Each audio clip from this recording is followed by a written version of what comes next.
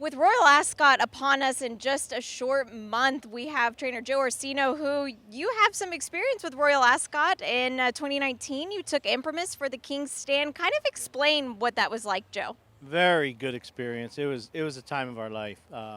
Went there for 2 weeks, trained with Wesley Ward in Manton, and it was just such an experience. Everybody treats you so well. You are royalty when you're over there, and like I said, everything, going into the race was just it's all about horse racing there. Everybody knew. I jumped in a cab and had to go meet the owner somewhere and told him I had a horse running at Royal Ascot. He didn't want to charge me, the poor guy. So yes, a lot of fun and a great experience. Kind of explain how the training is different in the mornings there versus here at Gulfstream Park with Imprimis. Well, a lot of the training that we did with him was going straight because he had never done it. So they have a mile straight on a synthetic track, and we kind of enjoyed it. He enjoyed it, and we enjoyed it.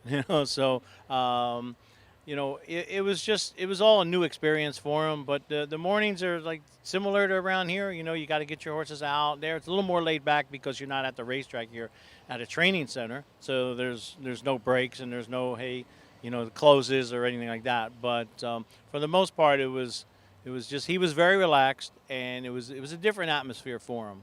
What was the experience like of the race itself?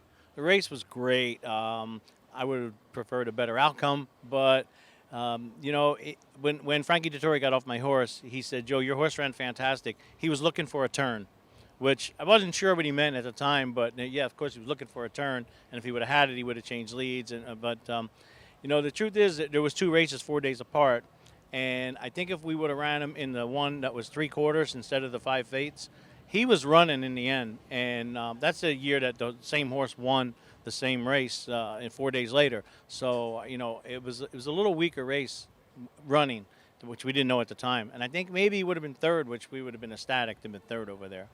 As far as going back there again, is that something that you would do? It's funny you say that. Right now, we have a 2-year-old that we bought for the sole purpose of trying to make that race.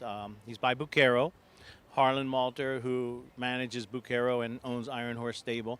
We bought him in Ocala, and the thing is, he worked really well in the Tapeta for me. He's ready to run, but he's going to be a first-time starter in the stake. So if we win that, then I think we're about 90% going. Well, it's a place you're familiar with, and maybe you can bring back a win that time. It will be a lot of fun to go back.